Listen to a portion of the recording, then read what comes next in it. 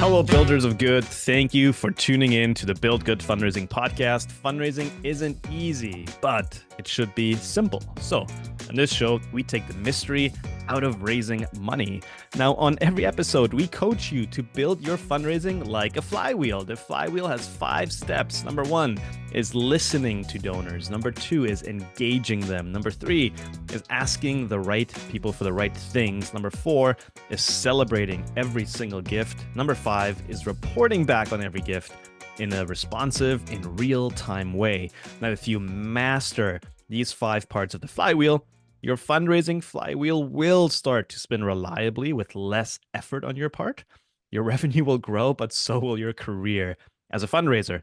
Every week, we focus on one part of the flywheel. And today, we are once again focusing on asking because we are in our series on new donor acquisition. And we've spent the last few episodes dialing in online donor acquisition specifically.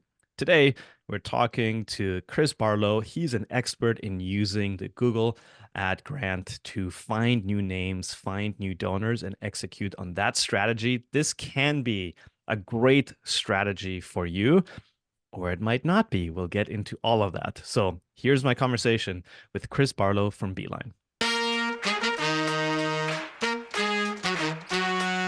Hey, Chris, Awesome. Thanks for coming on the show. Thanks, Mike. Good to be with you. Good to talk to you.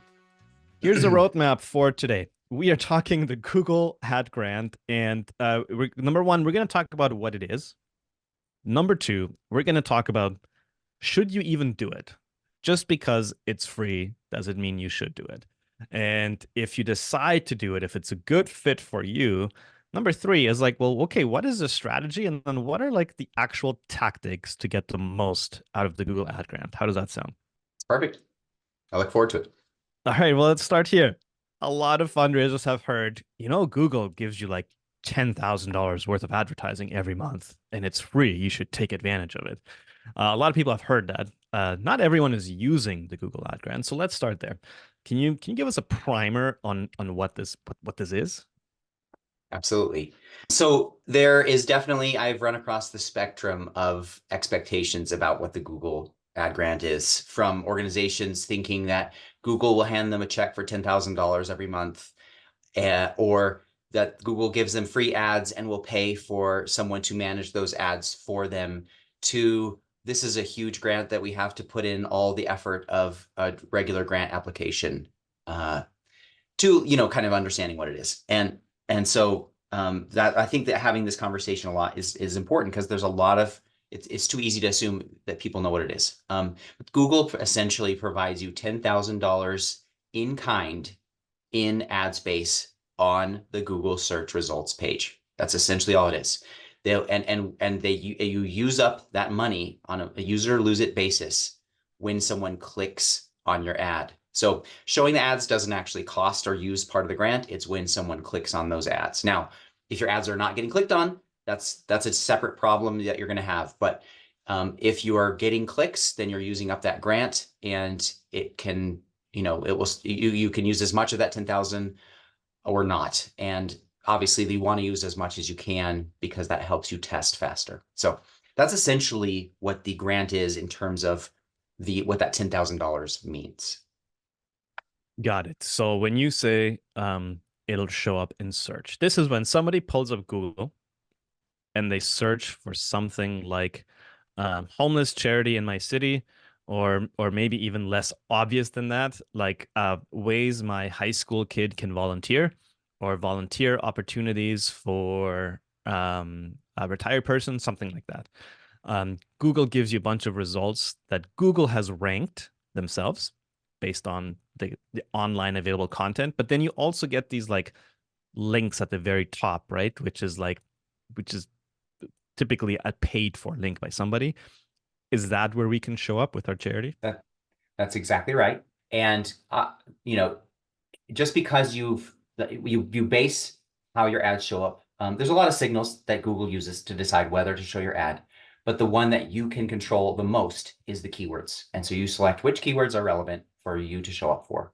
And you can pick any keywords you want. Google gives you the freedom. But if you pick keywords that are not relevant, people aren't not clicking, or it's not relevant to your site, or it's too broad, then that can start to hurt your results, which can then affect your grant eligibility. But essentially, yes, as you said, those first results are going to be paid for ads a lot of the time, if there are ads at all. And anyone who's paying for those ads with real money is going to show up with priority. Doesn't matter what they're paying. If they're paying, if they're willing, if they're bidding $1 per click, they're going to show up before your grant ads. You're going to show up on a second page or third page of Google results where no one really goes. So you have to realize you can't compete with those really important keywords that any nonprofit wants. Got it. Okay, so we're gonna have to get creative, and we'll get into that. I want to park here a little bit though, so we're very clear on what the ad grant is. So you said you get to use up to $10,000 worth of clicks. So if somebody's seeing the ad, that does not count toward your $10,000. Somebody clicking on the ad, that does count toward your $10,000. So Exactly. if we've got $10,000 to use up, the obvious question is that a certain number of clicks, or does that depend on how much the click cost, depending on the algorithm? Broadly speaking, what can we expect to get out of $10,000? Yeah. So broadly speaking, as you said, there is a range. It might be somewhere between 1,000 and 5,000 clicks if you're using all that $10,000. Occasionally I've seen more, but generally speaking, 5,000 is about where it'll max out. And that's based on, so every keyword is basically is an auction. All the advertisers who want that keyword are saying how much they're willing to pay for that click.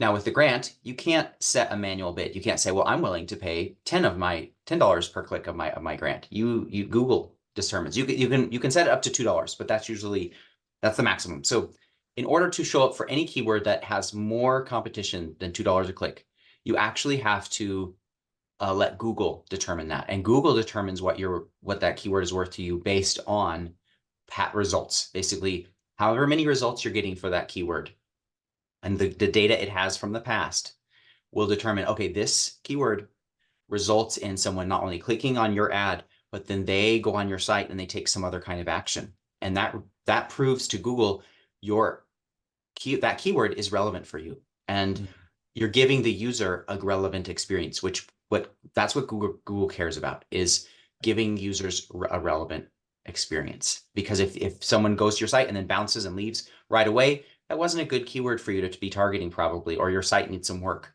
And so they're not going to prioritize higher bids for you when you target that keyword. Yeah. So on the low end, you might get 1,000 clicks, and on the high end, you might get 5,000 clicks. Assuming you're using the whole 10,000. Yeah. And let's assume that a click means a person ends up landing on your page. It won't. That's not always the case, by the way. But let's just assume roughly Yeah. for the purpose of this podcast to make it easy.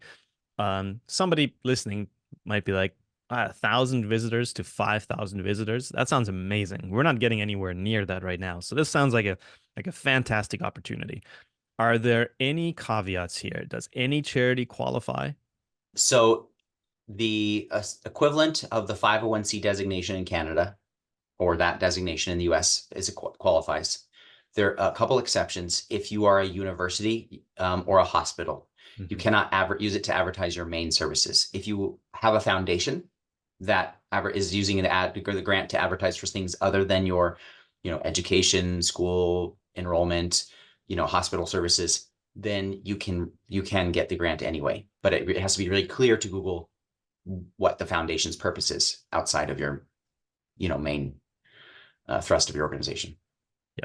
So you can't use it for earned revenue, essentially. If you're selling stuff or selling a service or trading money for it, is that You kind of where the can, line is? Okay. you can, as long as it's Google, you have to make it very clear that the revenue for this service or product, that if you're selling that as a nonprofit, that all revenue goes back into the nonprofit programs that you are, there's nothing for profit about these products. So you can, advertise, maybe you have an online course or something, or you have some kind of whatever product or service that you're selling, you can do that.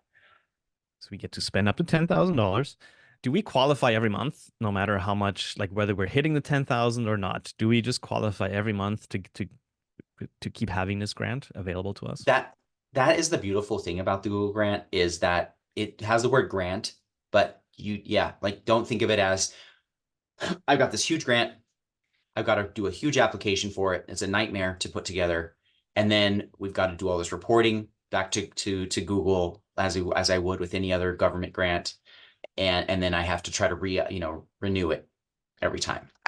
This is once you get it, you're in. It's more like a program. And it's again, use it or lose it. I don't know what Google's requirements are if you've just left it dormant. I've seen grant accounts that were dormant for years that were still available to be used. I've seen ones that were temporarily disabled. Um, and the nice thing about the grant is if you get temporarily disabled because of lack of use, or if there's some certain requirements that you have to meet, I'll mention that in a minute. But if you don't hit those, then you can get temporarily disabled or suspended.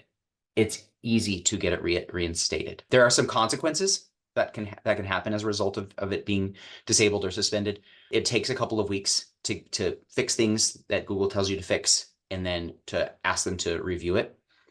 What it can do is any of the keywords that you are getting a lot of results for, it can kind of take time for the algorithm to learn it again. It's not as bad as starting over, but it's almost like starting over with some of those. Because with the paid ads, because you're paying real money, your ads are going to show up a lot more often because it's not based as much on past performance. And with the grant, it's kind of a momentum flywheel is a really good description. Like you've got really good performance with a set of keywords that are converting well. You're getting results from them. Google likes that. So those keywords are just going to keep working most of the time. But if something interrupts that, like being suspended or disabled, then you kind of have to rebuild that momentum.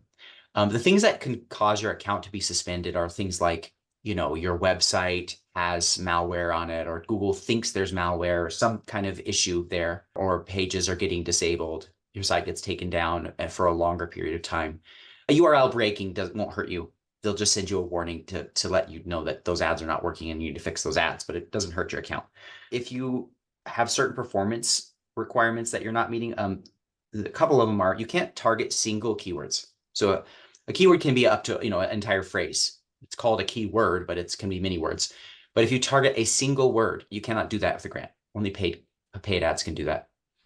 The other factor is if your ad shows 100 times on Google search results and less than 5 people click on it, that's considered a bad click-through rate. That's considered an irrelevant ad, and Google is going to, if you have overall across all the keywords in your account less than 5%, then that's going to start that could put you into the territory of getting disabled. So you have to pause keywords that have low performance and make sure that what you want is relevant. I think Google implemented this because a lot of nonprofits set up their grant and then forgot about it and left it, or just left it.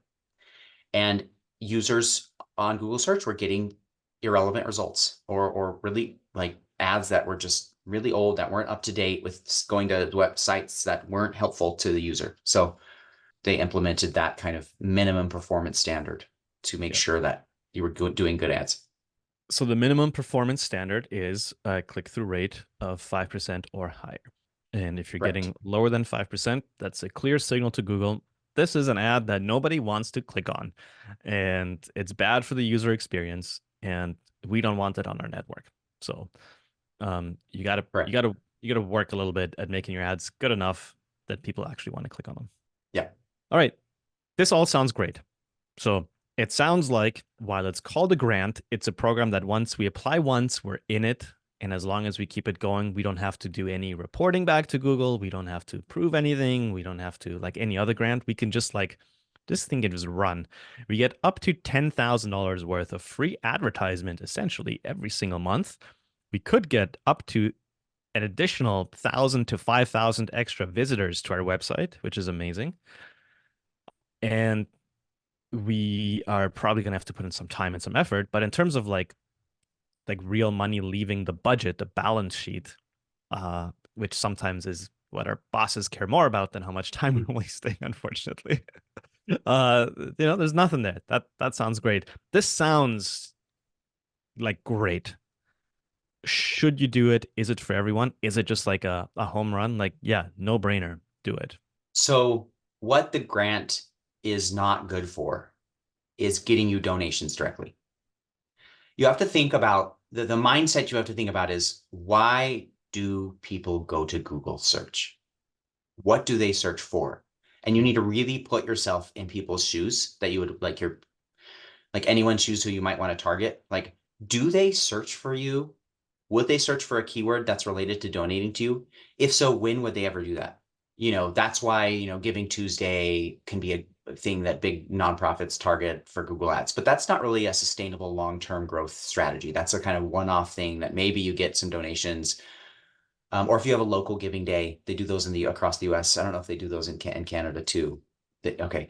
Yeah, they do. So you can target those kinds of things. Those you can get some donations, but essentially you're not going to target people and get donations directly from the Google grant. So you need to be thinking again about this. I love the flywheel description because it is something that, what can you do to build long-term momentum and growth? And that is your email list. You've been talking about over this last series, Mike, with your guests, the Google grant. If you find something that works, it will be consistently working for you. And you don't have to put in a lot of time into making it continue to work. Now, the other reason you wouldn't, there's two other reasons why you wouldn't want to use a grant. Like if your goal with your marketing is, we need donations, we need to drive that, we're trying to drive the campaigns, people to these campaigns to donate, that's not a good use for the grant. If you're like in mode of, we have to have donations now, like we're not, we need someone, we need to find donors now, that's probably not the right mindset to approach it. Another mindset to then consider is, we want donors at the end of the year. And so in order to get them at the end of the year, we need to turn them into, find new subscribers now, and we need to have the capacity to cultivate those people through email, because that's how they can come in most likely through the Google grant. The grant is very good at bringing in new email subscribers, but you do have to be ready to invest capacity budget on email marketing and cultivating those relationships. And if that's what you can do, that's a good, it is going to be a helpful platform for you. There's one other place that I would say it's probably not very helpful, is that if your target market, and this is less and less nonprofits these days, but if your target market is extremely local, if you only can see people who are local to your city or the region supporting your work, if your projects are very, very specifically local and they can't really connect outside of that, then you probably are going to have more trouble getting a lot of results from the grant. That doesn't mean you totally shouldn't do it, but it depends on, the amount of clicks you can get is dependent upon the number of searches that are happening, and the number of searches that are happening is dependent on a number of factors, but especially the amount of people there are. So if you're targeting a region and you've got, 50,000 people in your city, and that's the limit, the grant might be able to do something for you. It might still be worth doing something really simple and not try, but not, you also can't expect much from it. If you can target, a large population, of whatever state or province you're in, or you can target all of the country, then that's when you can start seeing use of that entire 10,000. Right, because you need a certain volume of searches for your keywords to make use of the full 10,000. So, Yes. a smaller market, how many people will be Googling something that is relevant to your mission might just be a few, versus in your state or in the whole country might be a lot more. And your mission might be also very, very specific. You can target the entire US, but maybe you are a community, like you're a organization founded on community of people who are dealing with a really rare medical condition. Right. The amount of searches that are happening for the symptoms and that condition itself might be fairly limited. There might be ways to actually target people beyond that, who would have share the values of what your organization does. And that's a whole separate strategy, but essentially what, your main target keywords might be very narrow. And in that case, the grant, again, is going to be limited in how much it can do for you. Yeah, that makes a ton of sense. We recently turned down some work with an organization that they were working about awareness of a disease where about 1,000 people worldwide have the disease. That's Wow. it. About 1,000 people known to have this specific disease. And a mass marketing strategy is just really tough to make that kind of investment pay back in Mhm. any meaningful way. And that's a lot more about elbow grease and picking up the phone and calling 1,000 people and family members and friends and whatsoever, right? Mhm. So okay, so that makes a lot of sense. So it sounds like the lens that we should evaluate the Google ad grant through is if we're committed to doing email marketing and investing in email marketing, this is a great tool to build our email list. And our email list is a great tool to grow our donor base. And our donor base is a great tool to build our mission. But Mhm. this is very much like upstream. Like we're going to build an email list using the Google Ad Grant. Yes. And yeah, email list and not, yeah, focusing on donors, not donations, focusing on long-term, not quick results. If you have that capacity to be thinking in those terms, then the Google Grant is great for your flywheel. And oh, I was going to say your email list, when you're thinking about marketing, your email list and your text message list, SMS list is your highest value asset. Anything else that you have can be taken away from you, like your social media following. Yeah. If they change the algorithm, if they like that can disappear. But the people who've said, I want to hear from you, it's just like and it's just like your direct mail list. Like those are your individual. It represents a person who said, I want to hear from you. And they've given permission or even said, that they desire that connection in some way. So that's why it's so much more powerful because it's not dependent on a platform. Yeah, this is great. So we know this is fantastic. Okay, so we're going to use the Google Ad Grant. Sounds like a great deal. $10,000 per month, 1,000 to 5,000 visitors to a website of ours. Doesn't have to be our homepage, just a landing page that we create for our organization. And the goal is going to be get as many email addresses as possible. Hopefully, email addresses of people who are a little bit mission aligned and who care roughly about the things that we do because we don't want just random email addresses. So let's move into strategy and tactics. And let's start with the strategy before we get into like some specific tactics. Generally speaking, what is a strategy to be able to acquire those email addresses that are going to be like a great asset for us going forward? Yeah. And I feel like the most helpful thing to do, and this is the nice thing about this principle, is that it's not connected to any particular platform or strategy or Google Grants or anything. I mean, it is connected to search, right? Google, any kind of search engine, but it's why are they going to search right now? What are they searching for? Why do people go there in the first place?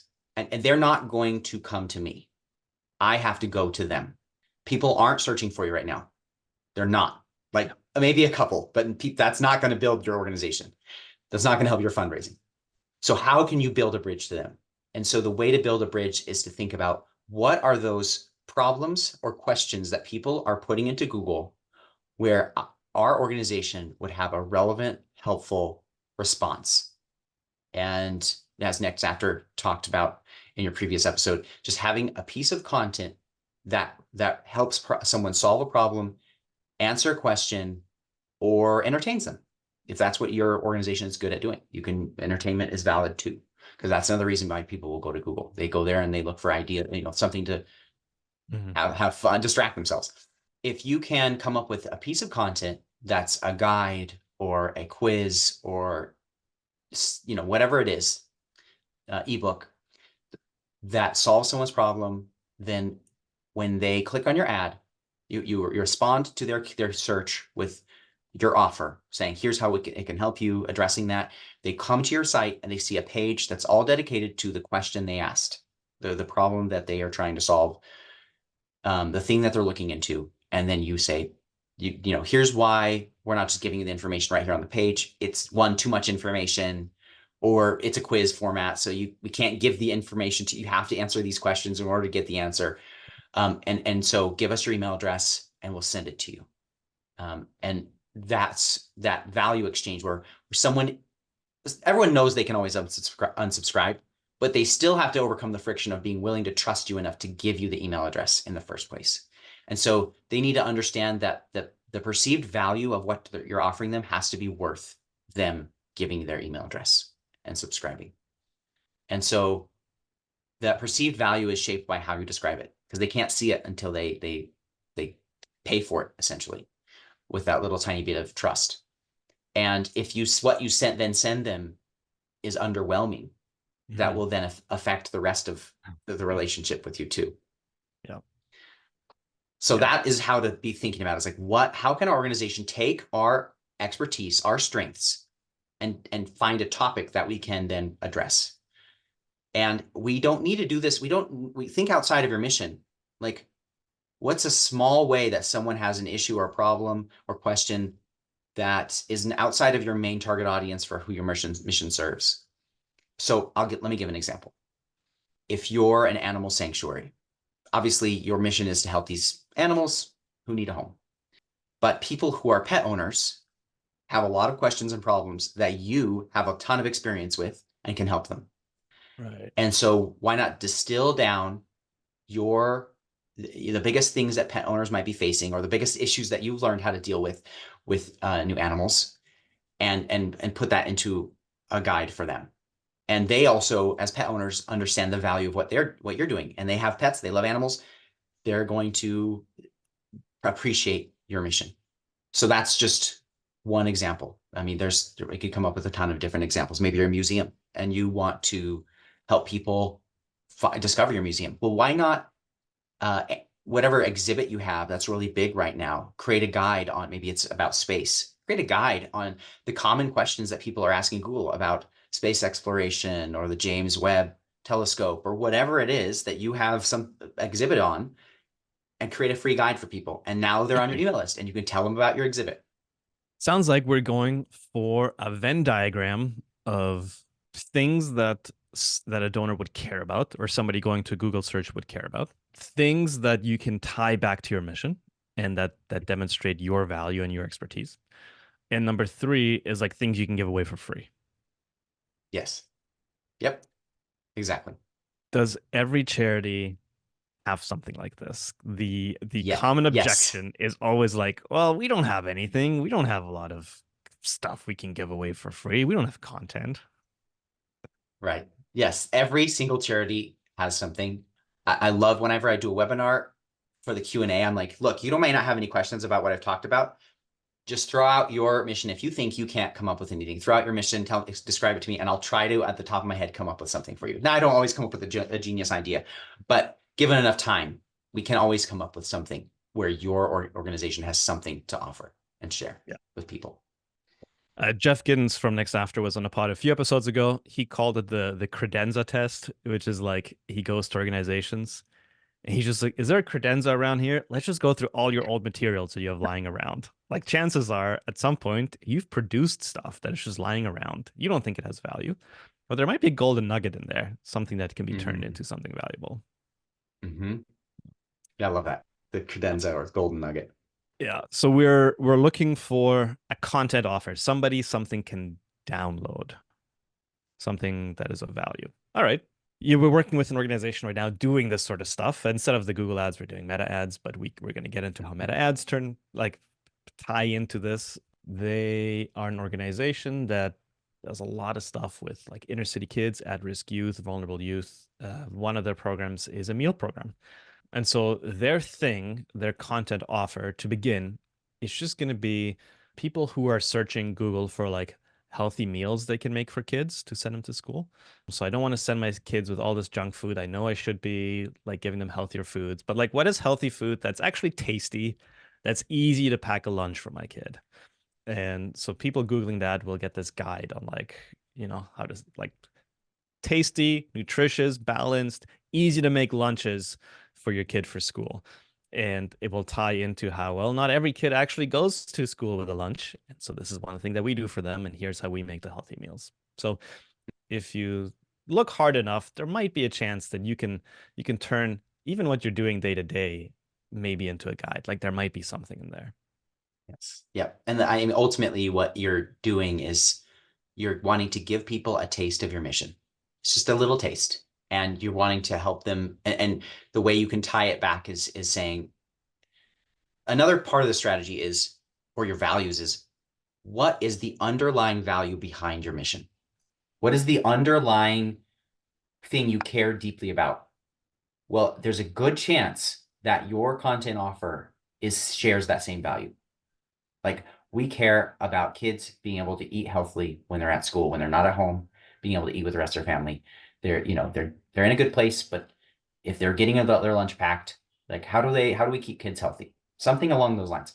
So you're giving your donor a taste of your mission, and you can then explain to them the reason we created this for you, and is because we wanted people to experience just a little bit of what we're doing over here. We value this. This is our value, and here's how we fulfill that value in the bigger picture, in our very focused missional way.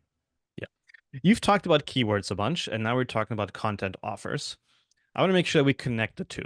So if we're going to create a content offer, sounds like we do want to make sure, though, that we maybe start with the keyword research to know what people are actually searching for, and then reverse engineer how this like content offer that we might have might fit into it. Do you want to walk us through, how to even figure out what are people searching for that we could tap into? Yeah. I typically recommend, one, work smart, not hard. Yeah, make sure that what you create is going to get you results before you create it, or before you repurpose something you have.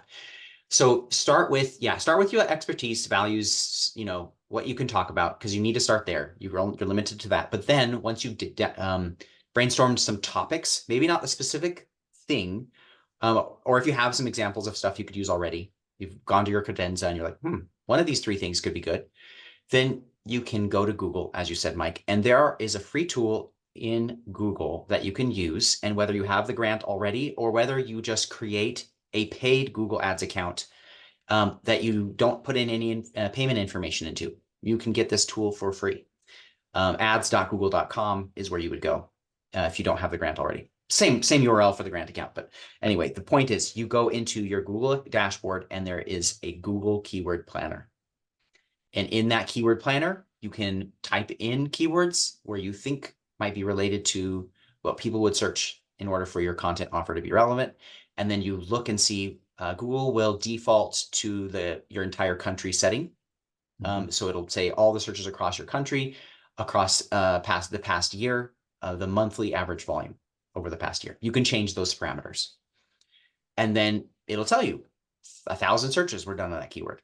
And it'll also give you, or however many, and it'll give you a bunch of other suggested keywords that are related. And you can enter in your search. If you use the Discover Keywords tool, you can enter in 10 different keywords. And then it'll just take all of those different keywords, find other ones, and give you just a list of both the number of searches that are happening, how competitive those keywords are, the estimated cost per click. And the competition estimation and the cost per click estimation are just good indicators. Like, if this is a very highly competitive keyword, it's going to be hard to show up for on your grant. But if it's like an informational seeking keyword, it's probably going to be very low competition, very easy to show up for your grant. And you want keywords in aggregate. You need keywords that are in the hundreds, at least 50, 100,000 total if you can. You really want more than that if you can. There's easily keywords that have that kind of search for a single keyword. They're either going to be very important topics or more broad. So you want to kind of base what topic seems to have the most search volume. Yep. And maybe you'll end up with one or two topics. There might be multiple options for what makes the most sense from that point, right, to go with. So that's like the quantitative side, and there is a qualitative side.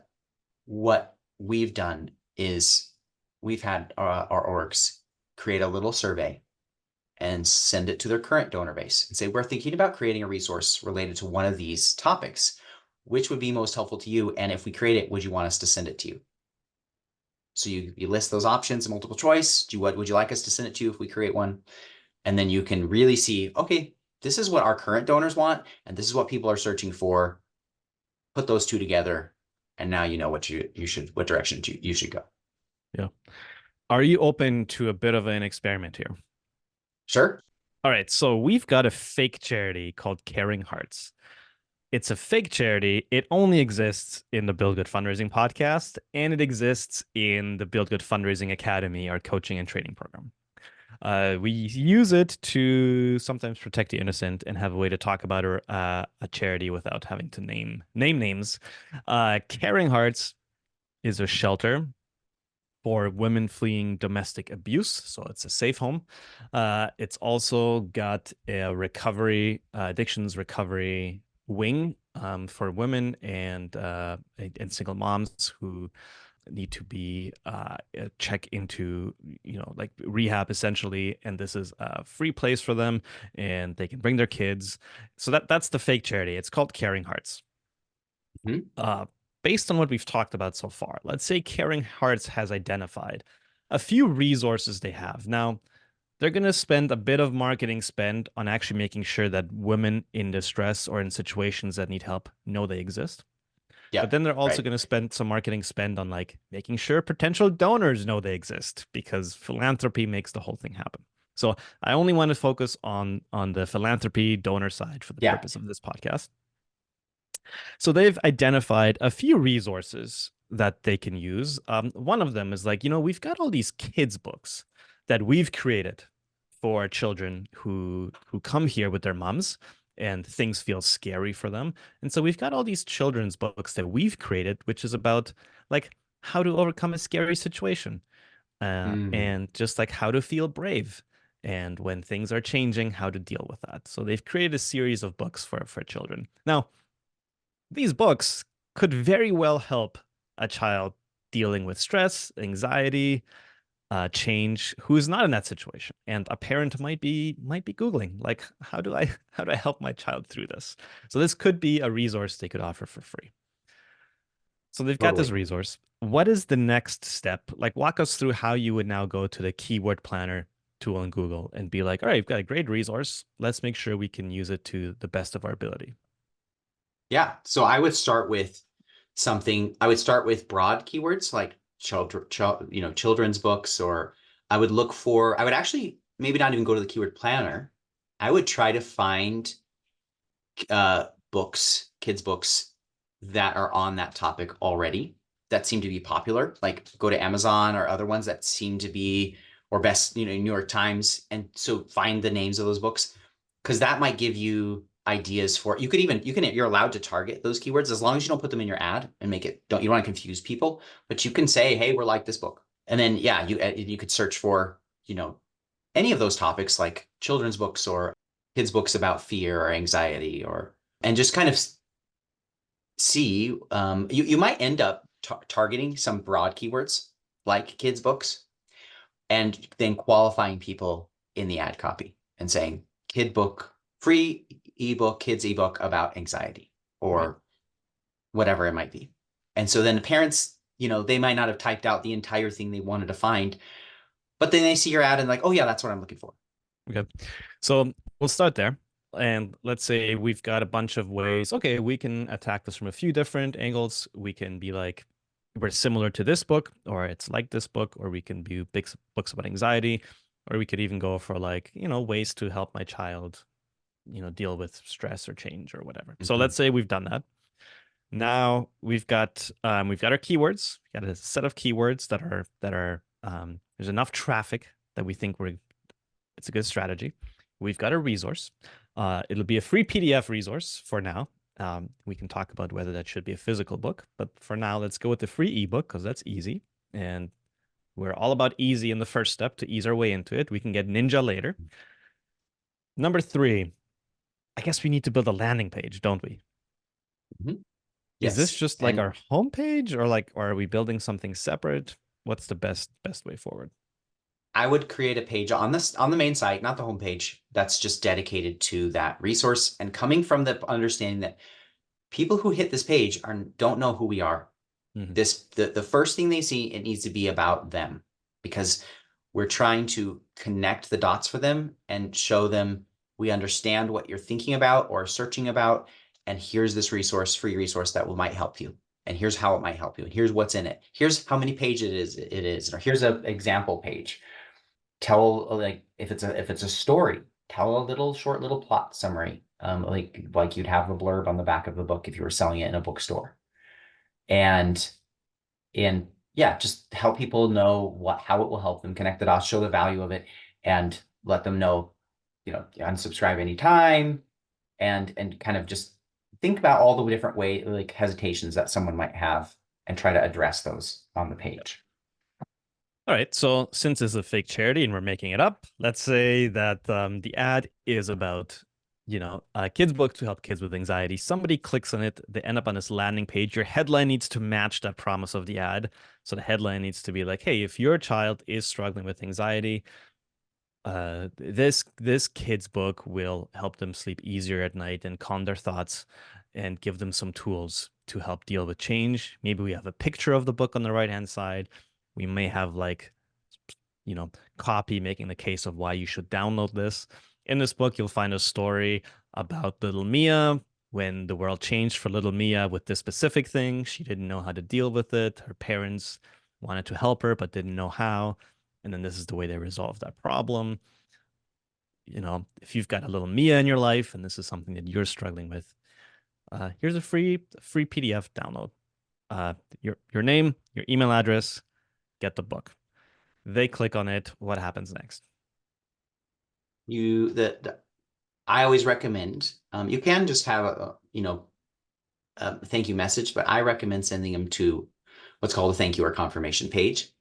And that's for two reasons. One, it's easiest way to track what a conversion is, because it's just that URL can only be reached through that form. And that each unique page visit to that URL is a new conversion, and that data goes back to Google. And that data will help you then help Google know when to show your keywords, because the more conversions you have for a particular keyword, the higher Google is willing to bid on that keyword for you and show your ad more often. So that's one reason why having a thank you page or confirmation page is important. The other reason it's great to have a new page is this is your chance to give someone a next step. They're thinking about you right now. They're thinking about this book. It's top of mind. Don't lose this opportunity to give them a logical invitation to whatever next step might make sense. And there's a lot of different things you can do. Next After talks about the instant donation thank you page. And you and I, Mike, you've talked to me a little bit about the kind of content upgrade offer. So there's a lot of different things you could do at this point. Yeah, so the instant donation page might be like, hey, there's a lot of kids like Mia who are struggling with anxiety. We're actually placed because their moms are going through this, we're actually placed that helps them. We don't separate the mom and the child. And this is the reason we're able to give you this resource, is because we've created it for these children, and you can help somebody. And then it's an instant donation page. That's one option. The content upgrade offer you just mentioned is something, Chris, that you and I are working on a little bit, which is like an ebook. And then in the confirmation page, it's actually like, hey, would you like this as a physical book? And for shipping and handling, or for a donation of $20, we'll ship it to you. And then not only do you have their email address, now you have their physical mailing address as well, which gives you opportunities to later not only email them, but also to send them something in the mail. That's maybe a little bit of an upgraded strategy. The last thing I want to talk about in our last few minutes here is they landed on a confirmation page of sorts, which, number one, lets Google know this ad is working. There was a conversion. These kinds of people have been converting and clicking on this ad, which is great. Can we also use this page to let Facebook know, hey, this is the kind of person that might be interested in this? If we're also running a Facebook ad or like a meta ad strategy, which we've talked about in the last few episodes, can we also use the Google Ad Grant to maybe like build custom audiences? Yes, and that's something that's great about the grant, is it's going to get you free clicks, and and then those conversions too. Any clicks or conversions that you get are something that you can then measure in your other advertising platforms, Meta or any of the other ones you might use. Yeah. So you can build these audiences of people to retarget on your Meta ads, or create a lookalike audience with your Meta ads, and kind of help you create the data that's needed to reach new people and new audiences. Yeah. Chris, if people want to find you, where can they go to learn more? They can go to my website, yourbeeline.com. If you go there, there is a quiz you can take that will tell you whether your organization is eligible for the Google grant and whether it's the right program for you right now. And I've got a bunch of other resources. And you can also reach out to me at team@yourbeeline.com. And I would love for you to challenge me with your organization's mission and say, I cannot think of what we could do, or help me brainstorm some ideas. And I'll be happy to shoot you back some ideas. And if managing the Google Ad Grant sounds like something you don't have enough time for, but it's something you'd like to do, get in touch with Chris. That's what his company does. They do it for many nonprofits every single month, making sure they're getting the most out of the program, hitting that $10,000 limit of free advertising. Now, I've been taking lots of notes. It's all for today, but I've been taking notes, and here's my short action plan for you. If you've been listening to the past few episodes, hopefully, you are very much clued in on the fact that what we're talking about is leading with value and leading with content offers. And instead of thinking, what can I get from a donor? Think, what can I give to a donor to lead the relationship with generosity and with a gift and with value? Because later, we're going to do listen, engage, ask, celebrate, report. We're going to get them in the flywheel, and we're going to try to build a long-term relationship with them. But we're going to do that by leading with value and by setting the expectation of the relationship by that. So if you've been listening, hopefully you've already been thinking about what is in my credenza. What are the things that I can offer for free? Hopefully you have an idea of a content offer already. And if not, Chris just made you a fantastic offer to challenge him to think about how you might be able to do that. You already know how to use meta ads a little bit after our last few chats. So today, my short action plan for you is to actually go and create the Google Ad Grant. If you don't have it yet, go create an account. Go get certified for it. And then go to the keyword planner tool and just start playing around with the content offer that you're thinking about. See how many people are searching for that kind of stuff and what the possibilities are. That's your first step. Just go get the account, go to the keyword planner, and just choose something and just try it. And you may realize, hey, I need some more help after this, and there's lots of resources available. Or you may realize, hey, I think I can scale this up. Or you may realize, hey, I should just call Chris and do something with him, or somebody like Chris. So if you have an hour, 2 hours, 3 hours in the next few weeks, and you are serious about growing an email list, which eventually will grow your donor base, this is a fantastic place to start. It's $120,000 worth of value every single year that you could potentially be taking advantage of through the Google Ad Grant. As always, thank you for hanging out with us around the fundraising campfire. If you're listening to this, you're my kind of people. I'm your kind of people. Thank you for the work you do. I'm your host, Mike Dirksen, cheering you on as you do good in the world.